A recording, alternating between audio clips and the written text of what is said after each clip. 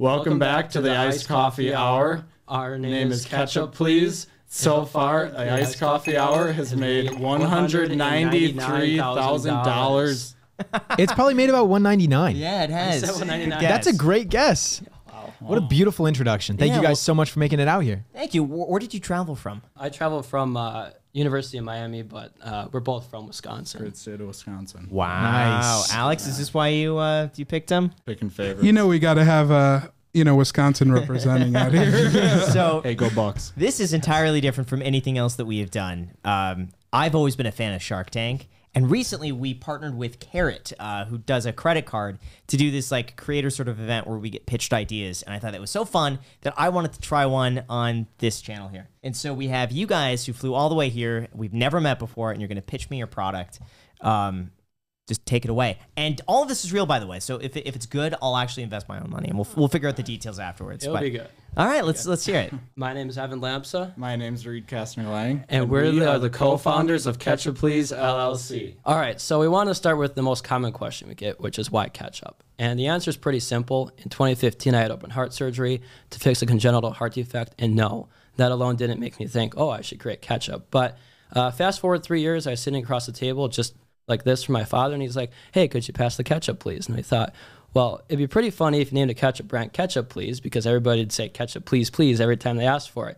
So I had the idea to create healthier foods for heart patients, and then eventually I had the name Ketchup Please. And fast forward a year from there, I had started assembling kind of the things to do it. So I started a business, started making some recipes, and I got a call from Reed one day, August of 2018, and he's like, hey, I hear you're thinking of starting a ketchup business. And I'm like, well, kind of. And he's like, well, I want in. So as they say, the rest is history, and we'll get into kind of how it developed from there. So now you may be wondering what even is the problem with ketchup or the ketchup industry in the first place, and I'm going to show you. I'm guessing it's got to be health reasons, right? That's what he just said. So yeah, sodium, right? So this is Heinz right here, Sugar, America. right? Yeah. Yep, Heinz is made up of about 20% added sugar alone. Heinz, as you know, is the #1 ketchup in America. It takes up about 80% of the market. And Ketchup Please has no added sugar. Along with that, Ketchup Please is 80% less carbs, 37% less sodium, only 5 calories, and it's USDA organic, all without compromise on flavor. This is the amount of sugar that's in a ketchup bottle? Yeah. Yes. And it's actually high fructose corn syrup. That's just to illustrate. But Wow. All right, so we just wanted to briefly discuss the value proposition that Ketchup Please has. Ketchup Please is the furthest left over there. And as you can see, we're not the cheapest, but compared to our competitors, we're actually right in line. That's Primal Kitchen, G. Hughes, and True Made. Now, the most important thing, though, is not only are we the only organic, no sugar added, and sweetened ketchup in the world, we actually, again, as Reed alluded to, we don't compromise on taste, which, again, at the end of this presentation, you'll be able to try our product and see for yourselves. But, a lot of brands can have things that are really healthy and cool, but if it doesn't taste good, nobody's going to buy it. So now let's get into kind of who our team is and who we are. So technically, Evan and I are the only members currently of the business, but we have some high school friends and students like Isaac and Ariana pictured there, who help us at some fairs and festivals and farmers markets and sampling in stores. But honestly, like from the beginning, this has been a team effort from, graphic designers. We have a great graphic designer. We have all of our retailers really kind of have supported us along this whole way. And so it's really a full-on team effort. So I wanted to briefly discuss traction. We're in almost 80 retailers now. Now, at the beginning of 2021, we were only in 15 retailers. So we've had very large growth in 2021. 2020 was pretty brutal, as it was for a lot of people. But up here, we have some logos of just some of the retailers we're in, and the Wisconsin State Fair, where we are a proud member of the Wisconsin Products Pavilion. So now we'll get into some of the opportunities that we're looking to pursue. So we've actually explored a lot of these opportunities, but we haven't been able to fully pursue them due to inventory constraints. So as you can see on the left, those are some of our e-commerce strategies that we want to go into: Shopify, Amazon, and Thrive. Whole Foods and Erewhon are 2 grocery store chains that reached out to us, but we didn't really pursue due to inventory constraints and pricing. And then on the right, we have UNFI, who is a natural foods distributor to grocery stores throughout the country, U.S. Foods, which services restaurants throughout the country, and CertCo, which is a smaller food distributor servicing about 300 stores throughout Wisconsin and the Midwest. So product development, this is where it gets fun. So we have our original flavor, which is organic and no sugar added. We have our smooth heat version, which is coming out in the next 2 to 3 months. We have that formulation pretty much all set, ready to go. And then we actually have a Doge sauce, which is a ketchup and mustard combination that I think is really going to take Ketchup Please to the moon. So let's get to the bottom line here. Now, keep in mind, these are just graphics of our financials. We have a more in-depth analysis as well. However, if you look on the left there, you can see our total revenue type and type versus year. So the majority of our income, especially in 2021, came from events and retail as we expanded, again, from 15 to 78 retailers. But as we expand into 2023, 2024, and 2025, hopefully with an investment, we'll be able to captivate on scaling channels such as retail, food service, and e-commerce. As you can see over time, events become less and less a portion of our revenue just because it's extremely difficult to scale those, and it's a lot easier to scale retail, e-commerce, and food service. So continuing the financials, this is just projected revenue versus net profit every year. Now, for 2019, 2020, and 2021, we maintained a 30% profit margin, net profit. Last year, we did $60,000 in revenue and $20,000 in profit. And we expect to continue that over time as we have economies of scale. So even if our price decreases, we'll be able to maintain that margin. And by 2025, with an investment, we expect to do $260,000 in net profit. So based on all of that, in order to get our costs down and expand into some of these new opportunities, we are asking for $100,000 in exchange for 20% in Ketchup Please. So we just wanted to briefly discuss, too, where those funds will go. 50% of that will be going into inventory, and again, the economies of scale that come with more inventory. There's a lot of opportunities out there that we actually haven't been able to capture, mainly because we don't have the inventory to do it. 10% of that's going to go into product development, so your smooth heat flavor, Doge sauce, developing those, that's 10% of the funds. 20% of it's going to go into marketing, that's predominantly on e-commerce, maybe a little bit of retail, and then 20% of that's going to be expansion.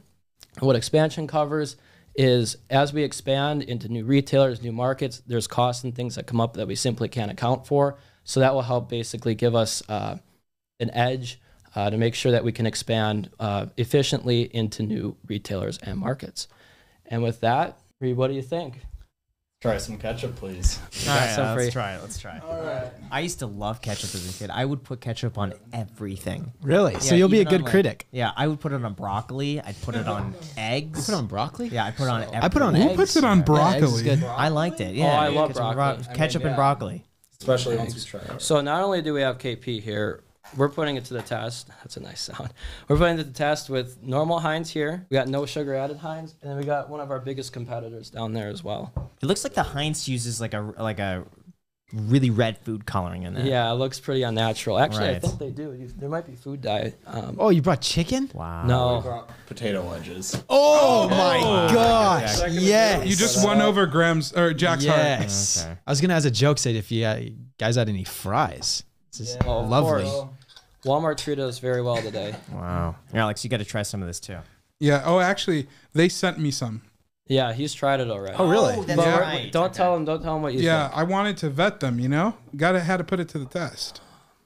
Graham, what are you doing on your Answering phone? a phone? Graham, Answering a phone call. I got Alex, dude. Alex, okay, so we had guys. We had a conversation. Jack and I had a conversation about we this. had a serious right conversation before earlier this, today. and we agreed that anytime we do a podcast, we're confiscating your phone, Graham. It needs to be confiscated. Yeah. No, You go on It your gets cut out of every episode. Every time Right. you go on your phone, it gets cut. Sounds like a good point. All right, so normal ketchup, please, is the biggest grouping there, and then the rest of it is our competitors. All right, so I'm gonna try. Well, I don't want to try that one for. I know. And you might want to, in between it, you should probably drink some water, cleanse your palate. Like sometimes it's, All right, let me try. I'm gonna try yours first. I know what ketchup tastes like. I don't know what ketchup please tastes like though. The moment of truth. Wow. I mean, Heinz is good. I like Heinz. Okay. Try ketchup, please. Yep.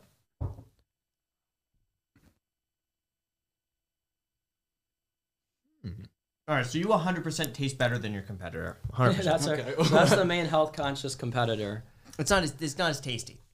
100%. So that's easy for me. We took 88 batches. So our junior year of high school, we were developing it. And we'd bring these little 2-ounce cups to school and have a like little survey bunkie. You know, like all the kids and teachers try it till we got it. It's tough with the Heinz because it has that flavor that I'm used to, and it has that sweetness. I get, like that tangy. It has a tanginess to it. We got to thank our sponsor, Morning Brew. Graham, I waste so much time just aimlessly scrolling on my phone. There has to be a more productive way to spend my time. There is. It's called Morning Brew. Morning Brew is a free daily newsletter that could get you up to speed on business, finance, and tech news in just 5 minutes. Traditional news could be so dense and boring, but Morning Brew's articles are witty, relevant, and also super informative. I recently learned in a Morning Brew article how exactly the Federal Reserve hikes interest rates and what that means for me as an investor. And that's just one of many things I've been able to learn through Morning Brew's easily digestible articles. Real talk, guys. I'm going to go off script for a second, but I have been reading Morning Brew now for, I think, almost 3 years. I get the email every single morning, and without exaggeration, I open up probably like 80% of them, and they've really helped it a lot with my video planning, with concepts, with new ideas. I would highly recommend it, and you are doing a disservice if you are not signing up for them down below in the description. It is the freest thing that you could get besides a podcast, and it takes you just like 20 seconds. So it would mean a lot to us. If you go ahead and do it, we'll be able to read the same email every single morning. All you got to do is sign up for free at morningbrewdaily.com/ICH or use the link down below in the description. Once again, that's morningbrewdaily.com/ICH and go sign up with that link down below in the description. Thank you so much, Morning Brew, and back to the video podcast. when we did our research on this and we were doing the surveys, we found that people actually preferred something that complemented food rather than overpowered it. Now with French fries, because French fries aren't inherently like amazing, in taste, ketchup is a very good complement. But for a burger or something where you want a medley of flavors and not just an overpowering sweetness from Heinz, Ketchup Please is preferred by cooks and chefs and people that really value that natural flavor. And honestly, it comes down to trying it with like different foods too, because it's like we find that ours is like a lot more versatile because a tomato, like people always say tomatoey, like you can finally taste the tomatoes rather than just straight sugar and vinegar. That's good. Yeah. Sweet. I mean, between you and the competitor, 100% is you. Okay. 1,000%. Thank you. Did you guys put sugar-free Heinz on there? We haven't tried that. We can Because do that. I think that would be a great comparison because we all know Heinz, right? But you guys are sugar-free. So I think one of the best comparisons that we could probably do is having that sugar-free Heinz. It's Heinz sugar free. That's not good. Well, that's what we're saying. I don't like that. I can't believe that that passed QA at Heinz. Yeah.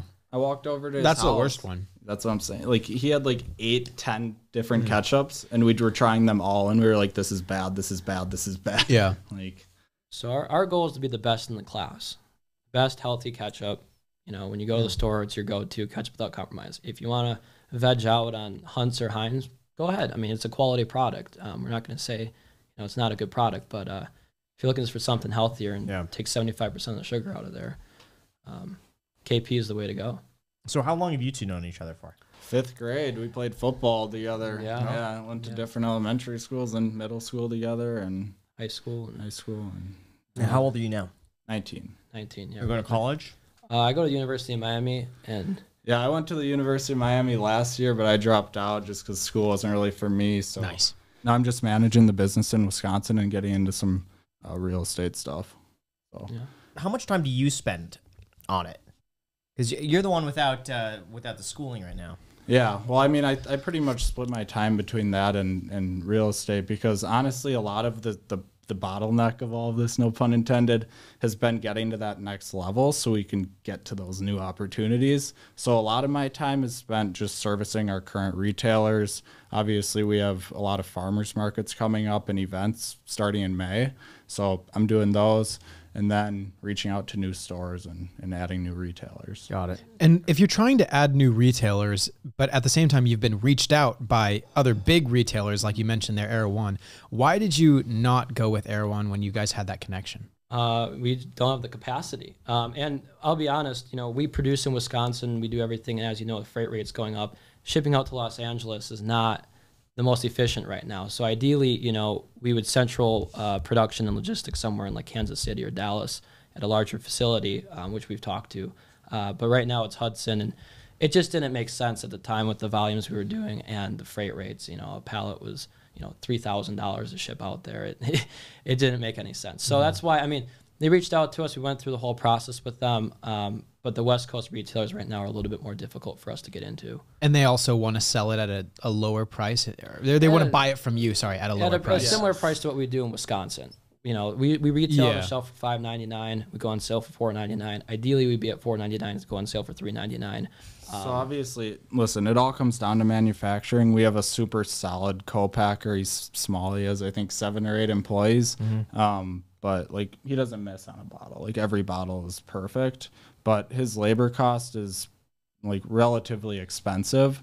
And so like, we need to reach pretty high minimum order quantities in order to get that cost down, which will then allow us to get our cost down to increase our profit margin and be able to reach those. How much would it cost to get you an Erewhon?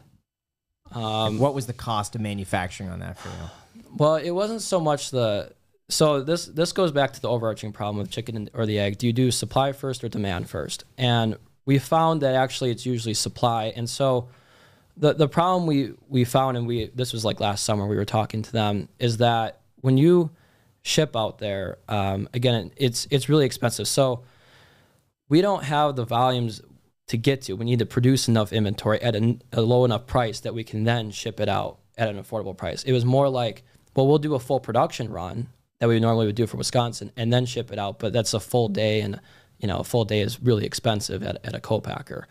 So for us, it's really, if we can get the supply there, if we can get inventory costs down, then it makes a lot more sense for a Whole Foods and Erewhon. We can say, hey, we have this ready in a warehouse ready to go. I mean, it has a shelf life of 3 years, so you know, it lasts. We have this ready to go. Now we can ship this out to you because we have our costs right.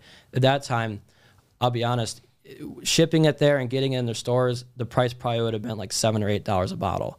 And granted, it's more of a premium experience, but I don't know how many people would have bought it for $7 or $8. How many bottles were they interested in buying? It didn't seem like there was enough of it for you to make it in that batch that would make sense for them. Well, typically with retailers like them, and then we have a retailer named Sendix in Wisconsin. They have 17 stores, so relatively similar size. They usually order a pallet to start, so it's 120 cases or 1,440 bottles for those doing math at home.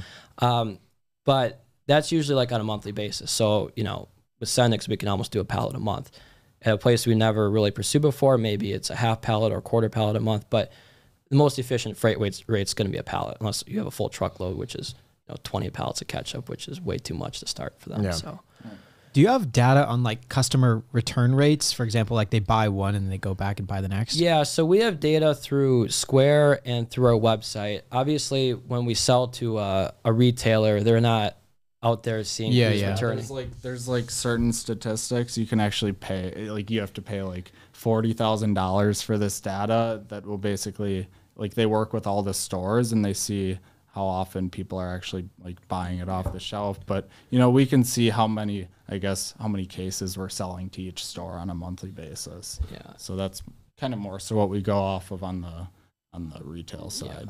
And as far as farmers markets go, though, which are actually really easy to keep data on because it's hand in hand, we actually see almost over a 50% customer retention rate. So the thing is, though, that's only tied to like a credit card. So if someone uses a credit card again on Square, it's like, hey, that's a repeat customer, and it gives you data on that. The people that pay cash, which actually is a lot of people at farmers markets, we don't keep data on that. We probably should, but we would say between that and our website, we do see a lot of repeat customers. In fact, I remember a month ago, I texted Rita, I'm like, hey, did you start the Facebook ads again? Because we stopped doing it. We didn't have the supply because we had all these orders online. And he's like, no.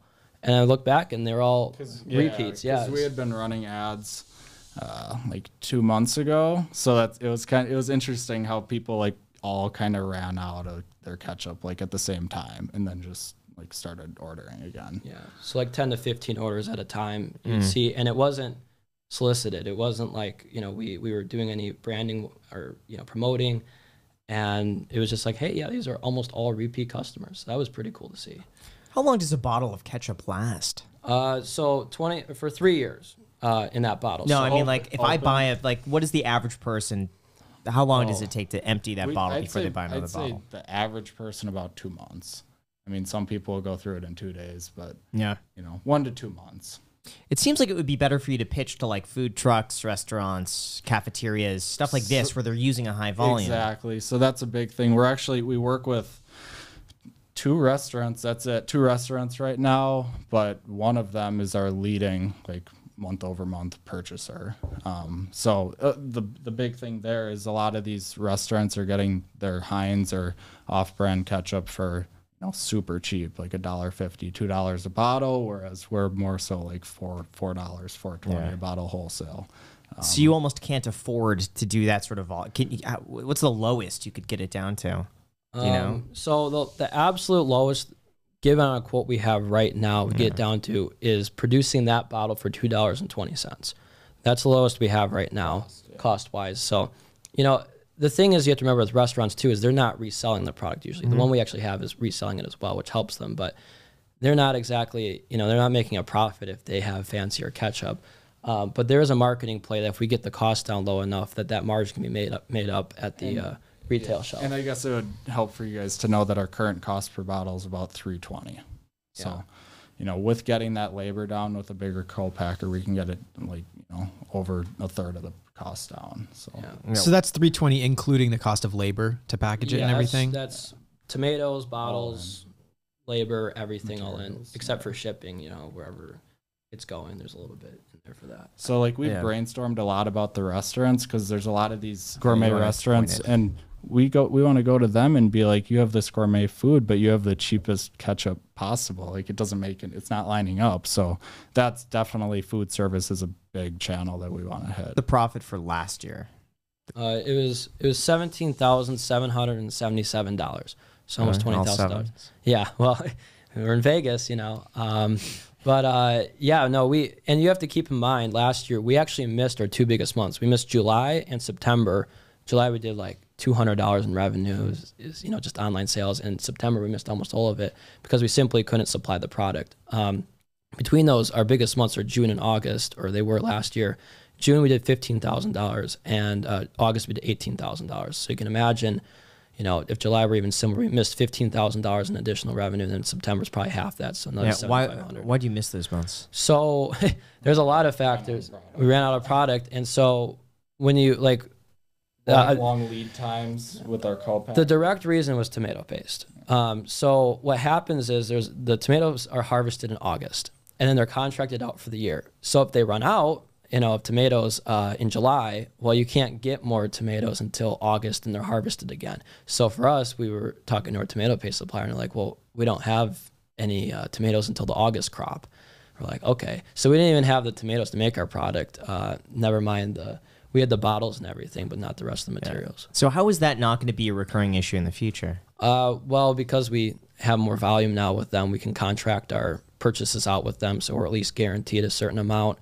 And that's, again, why we actually want to build up our inventory, because tomato prices are rising, actually, right now. There's a drought. If we bulk up on inventory, again, this lasts for 3 years, in an ambient state, we can get that cost down, keep it there.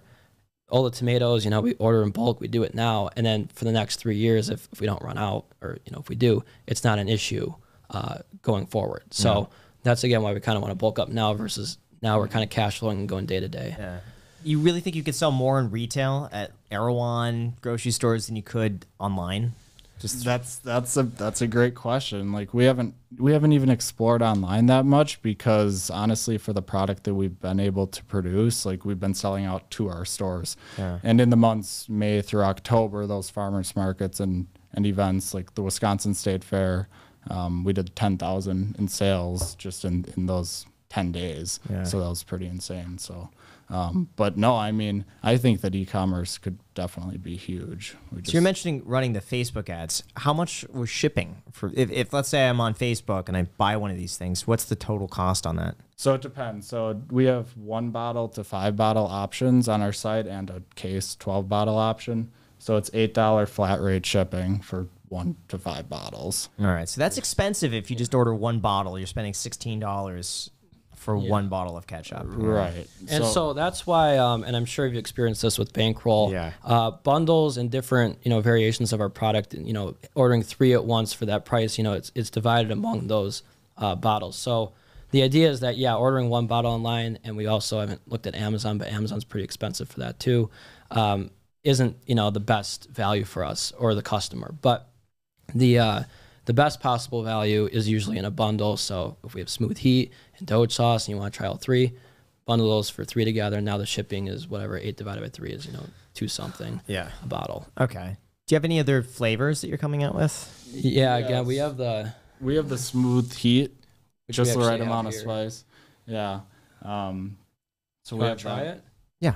Okay. Oh, you have it with you. Oh, yeah. No, we have cool. prototypes. Now, I do want to say to the FDA and the crowd, you know, this was made in the prototype phase. This isn't like... So I could get like a disease from this. Well, you know, please don't sue us if you could do. cause like birth defects. You have to give me one of those, you know, Prop 65 warnings. Where Yeah, like, no, yeah, may exactly. contain asbestos. Well, I just want to say, you know, that's the reason we didn't bring it out originally, because those were obviously made in a food facility. These were not. These are prototypes, whatever. Do you like spicy things? No. Okay. So this isn't like insane. Like All right, in the I'll try it. future, we want to come out with like He might think it's flamin'. insane. We'll see. I'll try it. My grandma would think it was insane if you're watching Nani. No, it's not the same. That's good. Yeah. So That's it's really even good. better than our main stuff. So, you know, our main thing too is like for restaurants, I like that better. if we're Believe it or not directly competing with Heinz, hey, we have a Smooth Heat option. That's kind of cool. You know, your customers have That's something a little really- different. Yeah. So that's It's really good. why we're doing that. We don't have Doge sauce with us because mustard. So and across all channels, like e-commerce, retail, and at the farmers markets, if you're gonna buy one, you're gonna want to try 2 anyway. So yeah. So like for our farmers market, if you do 1 for 6, 2 for 10, almost everybody. It's not like 20% more. It's literally like 75% of people are like, oh, I'm just gonna buy 2, even the normal flavors. Yeah. How are you going to expand this? Do you have any other like plans for relishes and mayonnaises and other condiments? So we're starting with ketchup and then Smooth Heat and Doge sauce, but honestly, barbecue is something that we really want to hit because that has even more sugar than ketchup. So barbecue first, and then honestly get into kind of the whole condiments please idea and just branch out. Yeah. The idea is that we develop a brand that is premium enough that if you're not at a cookout with our brand, whether it's ketchup please or barbecue please, whatever, it's like, really, man? It's almost like buying generic ketchup, which, you know, isn't a good move at a barbecue. So, you know, we developed the brand line. We have these cool flavors, develop the brand that way. You know, it adds a lot of value for us and the consumer. What's the end goal? Well, if you want the honest answer, the end goal is to be a big enough of a pain in a larger brand that, you know, they'd probably buy us out. But honestly, you know, we're not banking on that. Our plan is just to keep growing it because Enrique could attest this too. Like when we're at the state fair, when we're at farmers markets, we have so many people come up and are like, wow, I've been looking for this because everything I've tried to tastes bad, or they didn't even know there was a healthier ketchup, and you know, everything. It's like it's almost the vehicle just to kind of help. Like our whole motto has been to help foster a healthier and happier America. So this is just like it's just the vehicle. So being able to talk to people about what they're eating and things that they may have not even knew had 20% added sugar, it's kind of turned into a passion project at the same time for us. Now, my biggest thing is what's stopping anyone else from copying this and just doing the exact same thing? The way I would address that question is what stops Keurig Dr. Pepper from competing with Bankroll Coffee? Well, obviously you have a very well-developed brand. You have kind of your morals and everything in line with that brand. But with us, again, not only we're organic, we're no sugar added, it tastes better, which you've already tried what the big competitors came out with, and we already beat them. But it's the derivatives, and again, it's developing the brand, which we have done already, where it's premium enough, not super premium, premium enough that people want to buy it and they want to talk about it. It becomes a talking piece, you know, at someone's table. Hey, that's not Heinz, it's not Hans, it's not, you know, generic Publix brand or whatever. What's that? You know, and people talk about it, and we see it happen at farmers markets and festivals and everything. So it's kind of like if somebody copied us. Go ahead. I just wanted to point out, it's a catch-22 for Heinz. There's a reason Heinz No Sugar Added doesn't taste as good as Heinz because, and I know Coca-Cola has the Coke versus Coke Zero, like debate the goatness, but if Heinz No Sugar actually tasted as good as Heinz, then why would Heinz with sugar even exist? You know what I mean? If it were healthier. So if they developed like a organic No Sugar Added brand, and Kroger has it, you know, up in the Midwest, you know, they do have that. First of all, it doesn't taste so good, and second of all, it's counter to their main product. It takes sales away from that main product that they have. the traditional sugar added non-organic products. So we kind of fit in between there, and we say, well, hey, if you want to do that, go ahead. But now you should go tell your consumers, which would be a benefit, this would help everybody. Now you have a healthier option that tastes better. But I don't think they're going to do that. Coke's always going to have sugar in their main line. Heinz is always going to have traditional Heinz. And that's just the way it's going to be. We're competing in, this is our one product. It's the best. It's without compromise. And you know that every time you have it. Yeah, and it's honestly like most other food brands, as I've been attested to. Like, we're not, like, we're selling ketchup, but we're really selling the habit of buying the same ketchup every time you run out of ketchup. So, like, people live their whole lives eating Heinz, and then they come across us at a farmer's market or they see an ad online and they're like, never thought about trying another ketchup. And then they try and they're like, I'm never going back. What's their favorite response to the farmer's market? And they say, they're like, I don't like ketchup. Well, there's two. They say, the other people will say, we don't like ketchup. We say, well, come try ours. Because usually they don't like ketchup because it's either too sweet or it just hasn't jived well. And they really like ours. Or they're like, no, I'm Heinz all the way. There's no way it's better. And maybe it isn't, but it is different. And people seem to really, like that as well. Like, we don't have the statistic, but like when we were at the Wisconsin State Fair, we had thousands of people coming in sampling every day. And I'd say it had to have been 95% of the people that tried it liked it. Like, if you don't, like, the only case where they wouldn't is that the people that are like, I don't like tomatoes, then it's like, that's kind of hard to argue with. You'd be surprised. Really? Yeah, people just don't like tomatoes. They're like, we want to try your ketchup, but I don't like tomatoes. I'm like, okay. It's going to be tough. Yeah. Sorry, I don't have a product for like, that. It's made with celery. It's not tomatoes. So besides the supply chain issues, what's been the biggest problem you guys have faced? Well, supply chain is one of them. The second one is we were producing at a facility in 2020. I'll tell you about 2020. Yeah. 2020, we did $7,000 in revenue. Okay. It was the same as the year prior. And we only did that by selling t-shirts because we couldn't get product. And it wasn't as simple as supply chain issues. The co-packer, I won't name them, but the co-packer we were going to go with, not the current one that we have, basically kept pushing us off, our production date off and off and off into the future. And at the same time we did that, we've been producing a commercial kitchen before. We lost our license for that. And then the FDA wasn't doing in-person inspections. So, we couldn't produce. So that was a problem, and it continues to be a problem, is that we're actually now getting pretty close to maxing out the facility we're using now. And so we've talked to a couple places in Kansas City, around Texas, in expanding our capabilities, or maybe going back to that place, hopefully, rectifying anything that happened. But it hasn't been a problem of demand. It's really been a problem of supply. And it's not just supply chain, it's actually getting the production run going, having it done right. When we did it at that previous facility, that co-packer, over a quarter of our product was defective. Had to throw it out. And it was the saddest thing because, food hunger is, and hunger is a big deal in America. And I was like, the seal wasn't right and you can't sell it. So we had to toss, bags and bags and bags and bags of ketchup. Yeah. It all boils down to cost, like getting our costs down to be able to pursue more opportunities. Yeah. Really. What do you think, Jack? It's the best ketchup out of all of those. And the other one, the hot one, I love the hot one. That's a fantastic ketchup. Really, really good. I like it. I think that the question, like, $100,000 for 10% stake. I think 20. Oh, 20% stake. Yeah, It's so hard for me to put a value on it because I don't really know what I'm doing. But I know that the ketchup's good. You guys seem like good, charismatic people. I believe in you guys especially, not only just the business, but you guys just as business owners.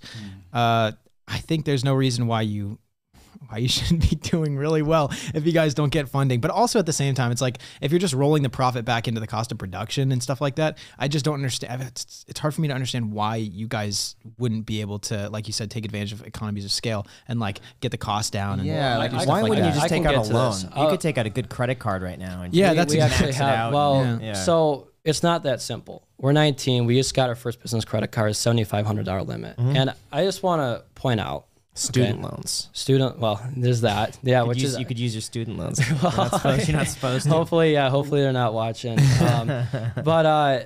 Okay, we started this business with $5,000 each. Right. Okay, we've grown it to, at least this year, doing exactly what we did last year, $100,000 in revenue business with only $20,000 in debt. And sure, we can take on more debt. We got a lot of debt from family and friends.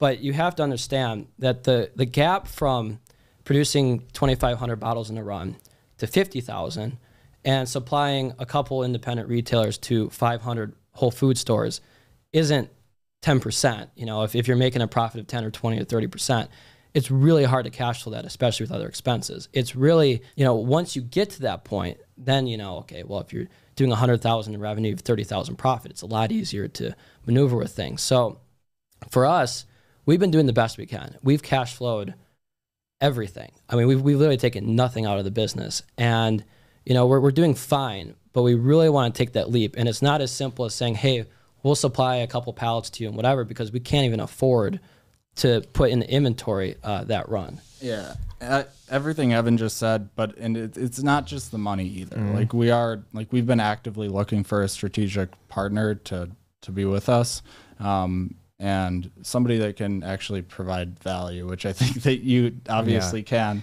especially on the e-commerce side. That's something that we really haven't explored. Like we don't want just like what's called like dumb money, like somebody just throwing their money in. Like we want somebody who's going to be actively engaged and be able to. I worry that e-commerce is really difficult, and is because I know from Bankroll, it's like even if you sell it, and we've been testing market. First of all, Facebook ads are horrible right now. They were so expensive that for the first time ever, we lost money on Facebook ads because the cost was so high, and ad rates are going through the roof because of the Apple update. So just like everything is just, it's stupid expensive. So we stopped doing that, but it's just the margins are so bad with shipping, and you have to sell a lot of it. I mean, here's $100,000 is more than I wanted to spend. I mean, because I put on the Instagram post, it's like 50,000, where I thought like that was probably the cap. Do you need $100,000? Is that I can tell you, to really get done what you want to do? Is that look? I'll tell you this: 100,000 is probably more than we need, and that's a cushion. To do, I'll just tell you the numbers. Yeah. If you do 50,000 bottles of inventory, if you didn't do 25,000, and it's about $2 a bottle or a little bit less than that, that's $50,000. Now, you know, we probably do like 20,000. We have 20,000 empty bottles in inventory. And actually, that to go back to your question before, when COVID hit, we had all these supply chain issues, and we're a really small brand, and they were like, hey, if you don't order bottles now in bulk, you're not getting them for 54 weeks was the lead time. So we spent a lot of profit. We spent almost all of it, and we'll show you to you in the balance sheet. We have $55,000 in inventory of raw materials ready to go, except for tomatoes and then, you know, obviously the production. So we bought all these empty bottles. We have those sitting around, and that's where we're going with that. But 50,000 actually would probably get it done for at least a start at a larger run in a co-packer. Definitely for the inventory, because most of the co-packers that we've spoke to have at least a minimum of 20,000 bottles, which would be about 50. But so we could fill those, you know, with the funding pretty much almost immediately. I'd say within a month. We could have everything ready at that facility, ready to go and fill it. But as we kind of alluded to in the last slide of our presentation, like there's other places that we would allocate the funds, and part of that would be going to e-commerce, getting into Erewhon and Whole Foods and new grocery chains and even distributors. There's a lot of kind of hidden costs in that, and getting actually the shelf space. So that, and then some product development stuff. So it's not like it's only going to the production. Do you know how much you would make if you sent, like, let's say $50,000 worth to Erewhon? How much that would equate to in profit? Because I guess they would. Well, we have a profit margin of 30%, but so, not. But I'm guessing not to Erewhon, right? They would want to buy it. That's a shipping, and then they want a little bit less. So I'll be honest with you, our first step wouldn't be going to Erewhon. It'd be, we have Circo distributors. They have 350 stores in the Midwest that they're like, well, when you're ready to go, we can go, but we don't have the inventory to do that.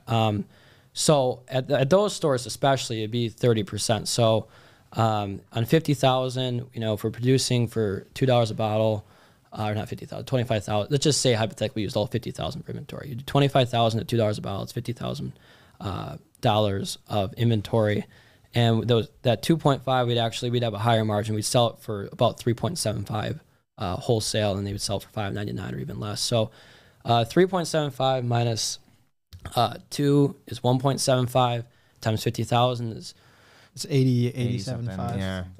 Yeah, on that inventory. Okay. So a lot of that would be our net margin. Now, granted, ideally, if we get our price down to that, we'd probably be at $3.99, which means we'd probably be selling closer to like $3, wholesale. So you're making $1 a bottle. So about 50 grand in return on it if it were all used for inventory for 25,000 bottles. So 50 grand, you'd get back how much? 50, $1 a bottle. Yeah, that's our margin. Now, right now it's a little bit less because again, our facility in Hudson, our bottle is $3.3. So if we didn't have a reduction in costs and we stayed at 3, hypothetically around 3, we would be making, just over maybe, we'd either be breaking even, or if we're selling at the price we are now, which is what our margin is, we make about $1.2 a bottle still. Yeah, my one thing is I don't really know anything about ketchup or about anything in the retail space with grocery stores. I actually really like the ketchup a lot. I like the spicy one the most. Spicy one's really good. The spicy one is really good. That's my biggest hesitation. My only thing with this is that I would want to, if I did this, it would have to be with Jesse Wolf. And funny enough, he was on Shark Tank because he had a company called Oh Dang Hummus. Oh, I've seen that. Yeah. And he picked me up from the airport, and it was so cool. He did a deal with, I think it was Robert and, who's it? Why am I blanking on the other lady? Not Barbara. Lori. Yes, Robert and Lori with Oh Dang Hummus. And in negotiations afterwards, apparently, I think I could probably say it, but it ended up not going as planned. But anyway, I think a few years later, he sold the company. And then now he came out with something different. But it's similar to this. It's not ketchup, but it pairs kind of with ketchup. And so, like, if I could do this with him, if he would be interested, I would do it with him because he's done this before. I've not. And I'm worried. It's like, if I throw money at this, I'm sure you guys could go and fulfill those orders, but like, could I help beyond that?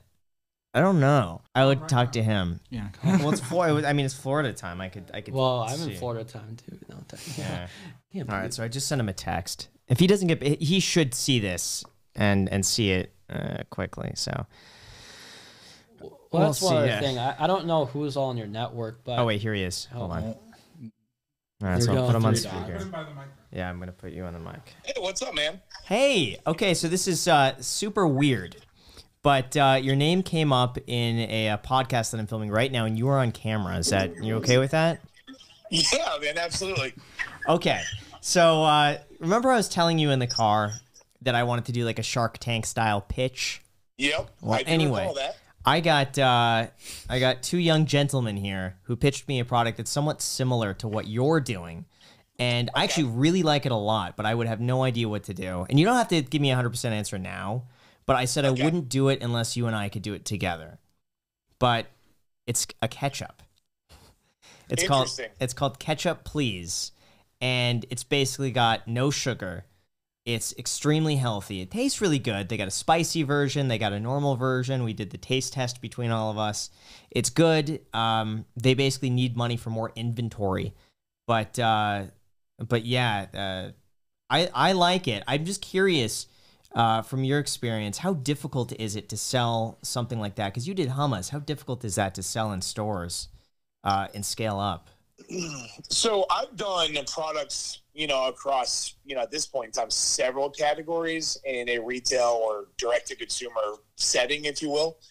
The thing about condiments that are really challenging, whether it's ketchups or mayos or dressings, they're low-velocity items. And it's really hard to scale a low velocity item. So an example of a high velocity item would be like potato chips, right? You open them, you usually kill the bag within, 1-2 sittings, right? Coffee. Coffee is another one where it's a fairly high velocity item, right? People consume coffee like crazy. Ketchups, mayos, condiments like salad dressings, think about it. How often do you actually finish an entire bottle of salad dressing? Most of us end up, either buying 17 of them and throwing out the 3 or 4 we never really got a chance to finish or whatever, right? So they're challenging in that aspect because they are a lower velocity item. Secondly, the brands, right, the iconic brands like, we'll take Heinz, for instance, in the ketchup space. People are really ruthlessly diehard loyal to these iconic childhood brands that we grew up on, and especially so in the condiment space. Again, with chips, there's a million varieties and different occasions, whether it's tortilla chips or potato chips, whatever. With ketchup, it's ketchup, right? You grew up, you like Heinz. It's really hard to break that consumer away from Heinz. That's what we have found, like when we've done our products in the past. And, our salad dressing brand, for instance, had a really hard time gaining traction with the flavor of ranch. Even though we made this super healthy, way better for you ranch product, you're really fighting a hard uphill battle against a company like, Hidden Valley Ranch, for instance, because, again, it's an iconic product, and you're not using it that often. And when you do use it, you're using it pretty sparingly, right? So condiments in that realm are really difficult from a consumer behavior standpoint to break the consumer's behavior. So that's the challenge with condiments, and it's kind of a space that I'm a little skittish on moving forward, just because, we went into it. We're still in it with the original Odang brand, and you just have to find your tribe. So, like, for us, we fit really well into the plant-based movement. That was like something where we took, the dairy-free out of it and, kind of hit the allergens and so forth. They're like ketchup, going back to the product these guys are talking about. It could be a great product, and I'm sure it is, and it probably tastes awesome. But it's a hard product to scale unless you have a tribe that's really diehard. And an example of a diehard tribe would be like paleo. Back when paleo was really big, there were a couple brands like Primal Kitchen that were able to, rally a tribe of people looking for a paleo product. And they were able to succeed in, the space. Keto, keto is also really massive for a while. We're seeing it kind of starting to, taper off now. But that was another time to make like a keto ketchup, for instance, that had an opportunity to, build a tribe and kind of compete with the Heinz and those guys. It can be done, but it's just a really slow category with, some pretty gigantic, Goliaths in there, if you will, that we've grown up with. So it's interesting. I would love to try the product, and it's not to say it cannot succeed, but it's definitely quite a challenging category to be in. I'm curious, though, is it worth it to sell condiments online? Because I said with coffee, it's just the profit margins are so thin with shipping. Or is it better for something like this to go in store? Condiments would be tough to do direct to consumer, but not to say it can't be done. And one of the brands, I'll speak to for them to look up is Truff. I think Truff did something very unconventional in the CPG space. They made a uber premium hot sauce, and by putting truffles in it and having these big price points, they were able to create a direct to consumer brand out of something that normally you wouldn't be able to do very easily. So there's that aspect of it.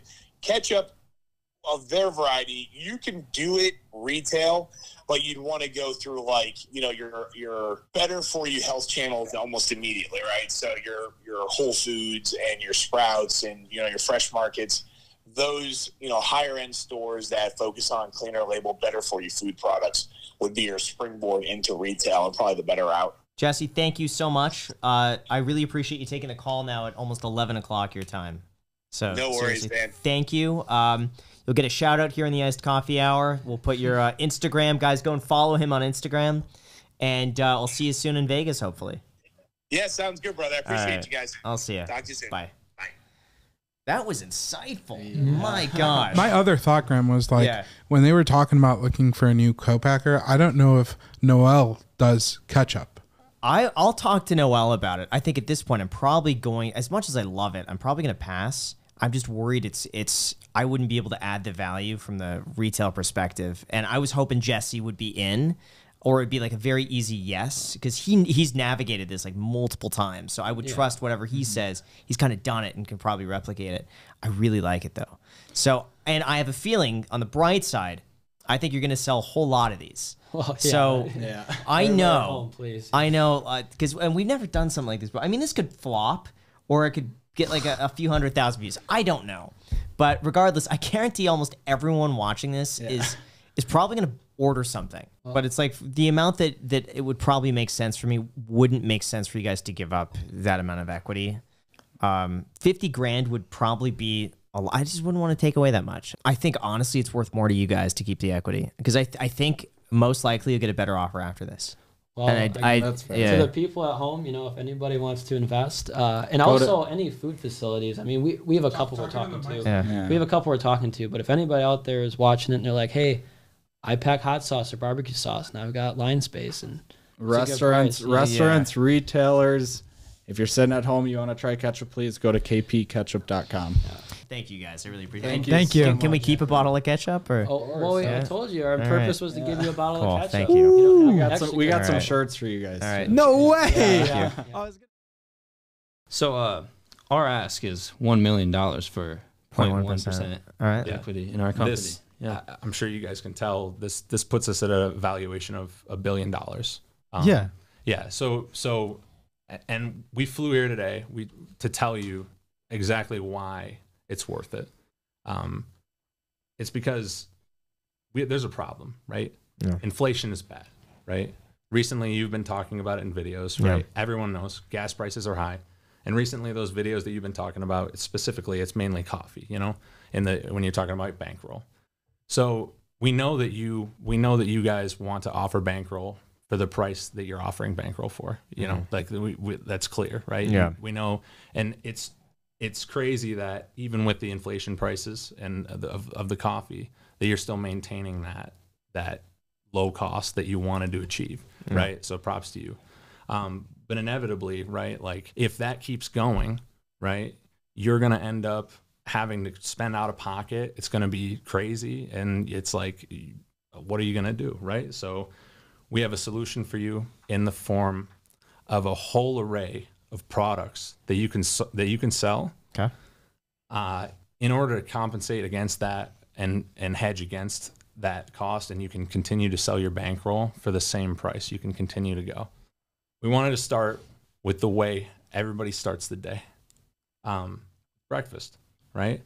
We think that everybody could start the day with the Iced Coffee Hour podcast, right? So that's what we're brainstorming, right? Okay. So what we came up with was Iced Coffee Hour Crunch. Wow. I love this. Is this like Captain Crunch, just like a rebranded, or? Oh, it's iced coffee cereal, man. Oh, that's nice. So Good packaging. so Okay. so Look at that, feel that. So maybe Iced coffee maybe or crunch. maybe it's not clear. Maybe we need to move on to other. So like cereal. Jack. Not everybody. Oh my gosh. It says help Jack reach Graham. I'm It curious. should be help Jack find his date. That'd be funny, man. What? Help Jack get to the gym. No, what's in here? What's in? Listen, this Not maybe important. you guys don't like this. Maybe you guys don't like this. It's fine. What's in the So- box? So listen. So Captain Crunch, yeah. if you don't like that, right? And maybe it's because what did you guys have for breakfast this morning? What did you guys eat? Did you eat breakfast? Protein bar. Yeah. So something convenient, right? Yeah. Something quick. Not everybody can pour milk in a bowl of cereal, right? So we contacted a company that we got in contact with them, and we came up with a prototype that we've never even seen, and we're gonna have you guys open it on air right now for us, and that's this right here. So we want you guys to open it, check it out. We haven't even seen it, so I'm kind of is that? excited to see it. So it's Pop-Tarts. Yeah. By the way, it says it's made with real money on the front. The front of it, on the front. Made with real money. Look at the ingredients, by the way. Rice, melted corn, sugar. All right. So check it out. Open it up. It's like unboxing a Pokemon pack. Do I flip it around? Which one's the hollow? No. Oh my way. gosh! How did? Hold on. So yeah, I mean it's crazy. They All right, it's well, just it's awesome. That's the first time we've seen that. How Actually. did Oh, you I was do hoping that? it's me and No. Jack. No, so Oh, yeah, wow. so yeah. Anyways, We also came up with a couple. Hang on, we also came up with a couple of new flavors. What's right? in the box? Listen, it doesn't matter. This is it's iced coffee. I want to iced taste coffee it. cereal. I want to taste it. You can open the box. You can mess around with it if you want. It's made with real money. But I gotta tell you, Jack, about these new flavors. Wait, Jack, let's see the new I flavors. gotta tell you about these new flavors. All right. Okay? What are the new So flavors? not everybody likes plain coffee, right? I'm not a big coffee drinker. But we figured, Bankroll could use like some exotic flavors, So we came up with a couple of flavors for you. So we're starting off, red velvet. Okay. Right. We've got millionaire matcha. Okay. That's a good name, actually. Okay. We've got caramel capitulation. Okay. You know what capitulation is? Got no idea. No. It's when it doesn't matter. It doesn't matter. We got sushi night because we know how much you guys love sushi. Right? Yeah. And last but not least, we got taco alarm clock. Because sometimes you need coffee and a fiesta, All right, now to set That's on brand. little change of scenery. All right. Oh yeah. We have Bankroll candle. You can open it up, Let me see smell this. it. With my Robinhood portfolio. How'd you guys get that screenshot? Oh, yeah, this is right after you buy Robinhood stock. I'm just gonna stop. Can you scoot towards? Yeah. Smell that. There you go. Yeah, smell that. What does it smell like? Coffee. Smells Why like did money. you get Mocha. taken aback? Mocha. Smells like money. Yeah, it smells like mocha. I actually really like that. Does that light? Yeah. It's a real Of candle. course, yeah. It's got metal in it. We were gonna bring a lighter, but we were like, They're actually going to bring a blowtorch. yeah, but we were like, I don't know It's what actually- goes on a podcast. What's funny is that there's a Canadian penny in here. You know that? Do you know that? I don't didn't know. know We that. gotta I talk. guess we didn't know we'll, that. we'll talk to the guys. Okay. Yeah, this Canadian So penny. so like everybody needs a candle sometimes, right? You got to make the smell in a room smell better, right? But you just can't light a candle everywhere, right? You can't light a candle in your car. So what we came up with was the Stefamily air freshener brand. Okay. We've got Graham. Oh my gosh. We've got Jack. We've got Macy. Oh my gosh. And we've got Alex. Look at you, Alex. You guys can open that up and smell it, but I wouldn't smell it too close if it's pretty strong. It is strong. It's pretty strong, but You want me to? I'll open mine. Sure. And let me smell it. I'll be honest. This is amazing. This is really cool. How do I? So- I want to be really careful with it though. he really wants to get in there. I'm dying to know what's in the box, man. Because I'm it's hungry. The iced coffee hour crunch, man. Oh, that smells good. Smell it, Jack. That is nice. That's Yeah. nice. Also smells like money. Vanilla. Smells like money. Yeah, it smells like money. Yeah, big time. That's our Yeah. whole thing. Smells like money. Yeah. So now that we have the room smelling good, right? Now that we have it smelling good, I want to pose a question to you, right, Graham? Bankroll, right? You guys sell coffee beans, right? Right. But have you ever considered selling coffee beans? No. These are Bull Run beans. Bankroll coffee flavored beans. Oh my gosh. Is there any? Oh my gosh. This is hilarious. This is cool. That looks so good. Anyways, So yeah, we also wanted to do a product that no YouTuber has ever done before. Yeah. Right. it's actually crazy. It's like this is the most profitable idea I think we've ever thought of. We thought of it a couple days ago. We're like, this is great, right? So we've got bank bars. Right? No way. So there's we've got you guys can open them up. You can do whatever you want. Oh, We've got really? Gold flavor. We've got silver flavor, and we've got copper flavor. $20 plus tax for one? Listen. This is a premium He's product, margin- capitalism, right? This is a premium product. Anyways, yeah. I mean, no other YouTuber has ever thought of this idea. It's like it's the biggest. Oh my gosh. There's Yeah. there's 1,300 calories in this. It's a premium. What did product. you? We want to pack a punch. Only 25. You have You said you were hungry, so you have we wanna- 924% Listen, of your it's about total it- fat. It's about 0% efficiency, protein. right? That you should- Time is money, right? You spend all that time eating. So right? do you take like just a little nibble of this and you're good Right, for just the? a little bit, like a crumb. You think he would be pissed if I? This is expired by 3 years. Oh, I don't know what to tell you. Maybe it's. Did you make this That's 3 good years for you. ago? I don't know. You make it expired. It comes expired by 3 years. Maybe. But anyways, you know, with the caloric value of that, right? If you eat the whole bar, you're gonna need to get to the gym, right? And Jack, specifically you, right? This is where we think you come in, right? I'm a train. We think that you need to open up a line of Jack-related supplements. So this is Jack pre-workout. Jacked pre-workout. Oh my Flavored like gosh. iced coffee. Should I try some? Yeah, Dude, you're gonna can. be up all night. Is that pre-workout? It Yeah. really is. Yeah, it's Oh, flavored. dude, you're gonna be up all night. Iced coffee flavored, man. Whoa, Bankroll coffee. Actually, Is it good? yeah, dude, it tastes really good. Really? Actually? Yeah, it'll get you pumped. I don't want to be up all night. No, man, you're good. You're good, dude. So. How does it feel? Oh my How does it- gosh. What does it taste like? It tastes Really It good. tastes like money. Yeah, it tastes like money. Right, I agree. Yeah. Yeah, exactly. Wow. That's exactly what we were really, going for. That's really good. So You can't coffee- take 18 plus?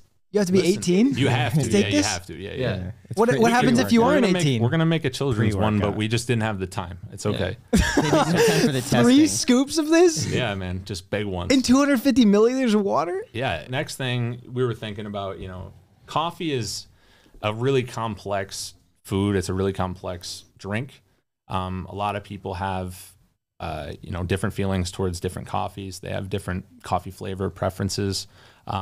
And we thought, you know, for those people, why can't everything taste like coffee, right? So this is another really unique product, right? We have in the bag here. This is Coffee-Fi. You can put this on your pizza. You can put this on anything you want, and it'll taste like coffee. Really? So it turns a moldy pizza Yeah. into a great pizza Well, no, with a it's, cup. it's just black and white, so it's like unflavorful, and then the flavor comes This to is life. $40. Yeah.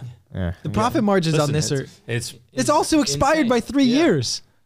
Yeah, I don't know. It's I don't know. It's I guess we need to check the dates before yeah, this, but you know, it's okay. It's Yeah. okay. So so That's Eric's idea. You just stole Eric's idea. You did Pizza-Fi. Listen. All right. So at the No, end you of the know, day, wait, go back a slide. No, go back a slide. No. At the end of the day, where we're from upstate New York, right? So we have bonfires. I don't know if you guys have like bonfires out here, but we make s'mores. And I don't know if you guys know, but like marshmallows are easy to find. They're literally like they're everywhere, right? Like How much stuff this did guy's got a marshmallow in his here. pocket, Yeah, right? he's He's got a frozen. marshmallow in his pocket.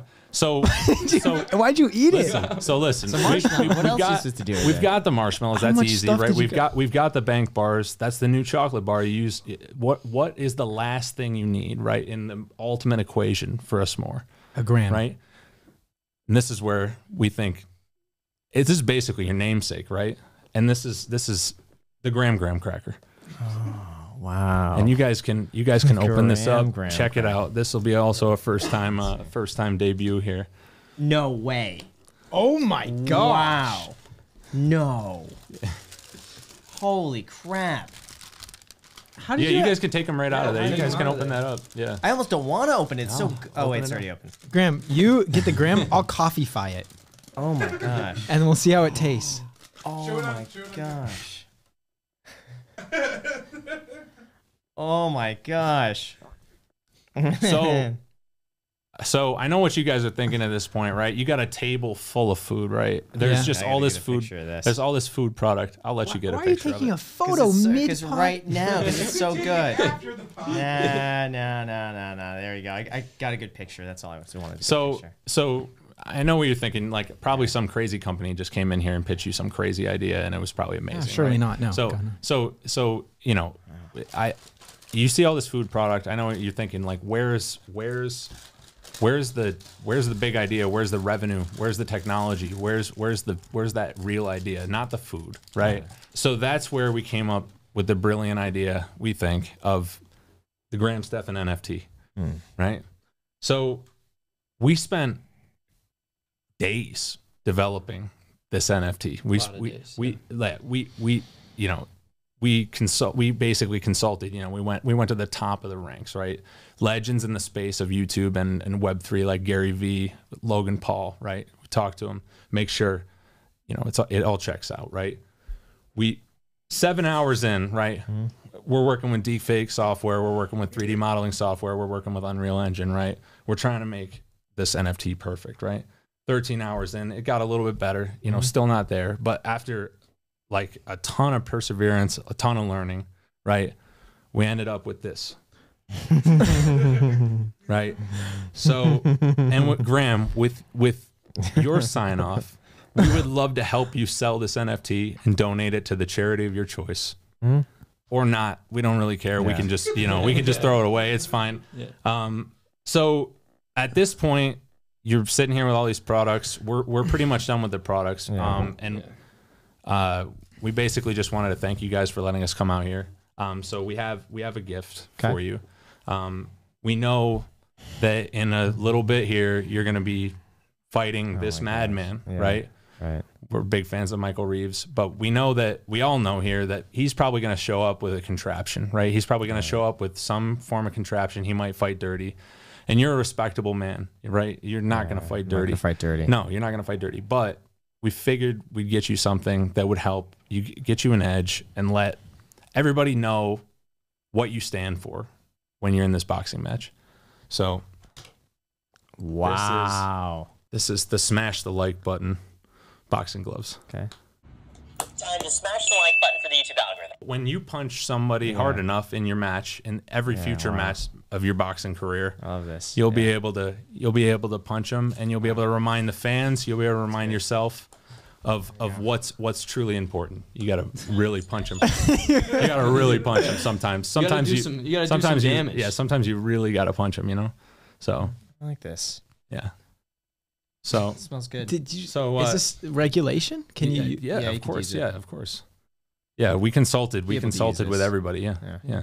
So, do you guys have any questions, or is this? I'm in. You're in. Yeah. All right, sweet. Where do we send the money to? I'll send you the bank info. Okay, All perfect. right, sweet, awesome. This is incredible, man. Thank you so much. I don't even know where to start. Yeah, this is like the Wi- craziest gifts Yeah. ever. Yeah. Amazing. In all seriousness, it's pretty crazy that all that got through TSA. Yeah. Yeah. Oh, did they not ask questions? We left a note. Yeah, we left a little note. We said- Actually, a long we said- note. We're meeting with the most famous finance YouTuber in the world. We plugged you all over the place. We were like, so if you get a call, Oh my gosh. yeah, maybe, I don't know, but Love it. Thank you guys. I really Thank you. appreciate it. That was Thank you for coming amazing. all the Thank way you here. guys. Great Yeah, products. thank you guys. Cool. Yeah. I hope that you're keeping all this because there's no way we're going to Oh, get yeah, we listen will. to Believe TSA. it. We're going to keep all of it as long as you get your free stock down below in the description to send them for Puff Keys, the code Grant, because that's worth all the way up to $1,000. Can you do that more than 50 times? Because I feel like I've done that 50 times at this Have you? Probably. Good.